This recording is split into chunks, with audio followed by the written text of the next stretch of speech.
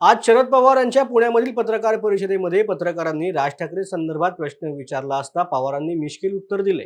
आतापर्यंत राज ठाकरेंनी गेल्या 10 ते 15 वर्षात 3-4 निर्णय घेतले, ते कसलीही अपेक्षा न ठेवता पाठिंबा देतात असं म्हणतात। मात्र येत्या 2-4 दिवसात याबाबत चित्र स्पष्ट होईल।